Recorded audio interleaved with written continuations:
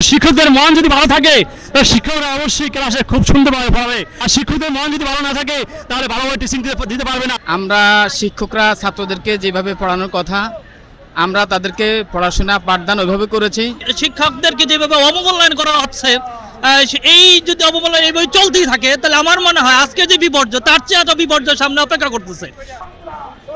এখানে ছাত্র এবং গার্ডিয়ানদের অবহেলা আছে, আমাদের শিক্ষকদের আন্তরিকতার কোনো ঘাটতি ছিল না। আপনি দেখেন আজকে আমাদের আনন্দঘন দিন হচ্ছে আজকেই আমরা 10 বছর বা 12 বছর পড়িয়েছি, আমাদের আজকে রেজাল্ট আসবে, আমরা ও ছাত্রছাত্রীদের সাথে আনন্দ ভাগাভাগির কথা ছিল, কিন্তু সে জায়গায় আজকে আমরা খোলা আকাশের নিচে রোদ বৃষ্টি উপেক্ষা করে এখানে আমাদের যে দাবি আদায়ের জন্য সংগ্রাম করতে হচ্ছে আমাদের। এই এসএসসির রেজাল্টেও একই অবস্থা হয়েছে পাশের হারে, এবং এই সিসিতেও একই অবস্থা হয়েছে। এর কারণ হচ্ছে হঠাৎ করে শিক্ষার্থীরা একটা নতুন কারিকুলামে ফিরে এসেছে।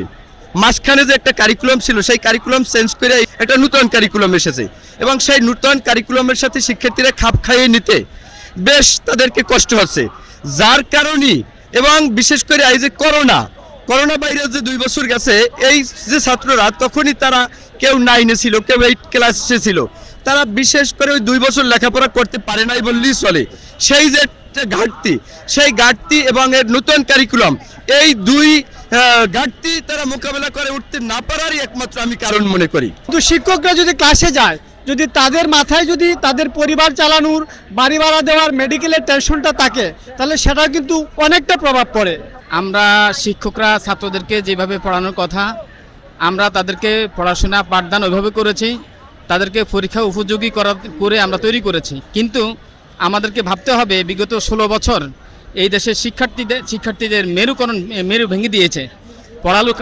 পড়াশোনার যেই তাদের যে মুড ছিল সম্পূর্ণ নষ্ট করে ফেলেছে।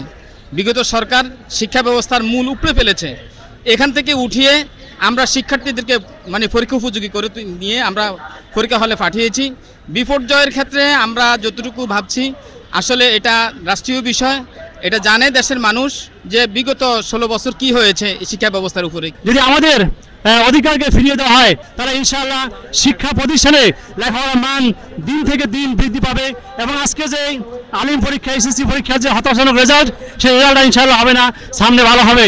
কারণ শিক্ষকদের মন যদি ভালো থাকে তাহলে শিক্ষকরা অবশ্যই ক্লাসে খুব সুন্দরভাবে পড়াবে, ভালোভাবে পড়াবে, আর শিক্ষকদের মন যদি ভালো না থাকে তাহলে ভালোভাবে টিচিং দিতে পারবে না। আমরা আজকে শিক্ষক, যদি আমি কোনো অসুস্থ হই, বড় কোনো অসুস্থ হই, সেখানে চিকিৎসা করার মতো মানুষের কাছে হাত পাততে হয়। আজকে মাস গেলে মাসের 10 দিনের মধ্যে আমার টাকা শেষ হয়ে যায়। সুতরাং আমরা যদি আর্থিকভাবে স্বাবলম্বী হই তাহলে আমাদের মেন্টালি, মানসিকভাবে আমরা কিন্তু অনেক অ্যাক্টিভ থাকতে পারবো। শিক্ষার যে মান উন্নয়নের জন্য প্রধান যে ভূমিকাটা, সেটা শিক্ষক এবং শিক্ষার্থীর সমন্বয়, যেটা ঘাটতি দিন দিন শুধু বেড়েই চলছে। শিক্ষার্থী এবং শিক্ষকের মধ্যে যে দূরত্বটা দিন দিন শুধু বেড়েই চলছে। এই ঘাটতি যতদিন পর্যন্ত পূরণ না হবে, ততদিন পর্যন্ত শিক্ষার যে পরিবেশ সৃষ্টি না হবে, ততদিন পর্যন্ত শিক্ষার বিপর্যয় ঘটতেই থাকবে। আর যে পরিবেশগুলো আসলে শিক্ষকদেরকে যেভাবে অবমূল্যায়ন করা হচ্ছে, এই যদি অবমূল্যায়ন এইভাবে চলতেই থাকে তাহলে আমার মনে হয় আজকে যে বিপর্যয় তার চেয়ে এত বিপর্যয় সামনে অপেক্ষা করতেছে।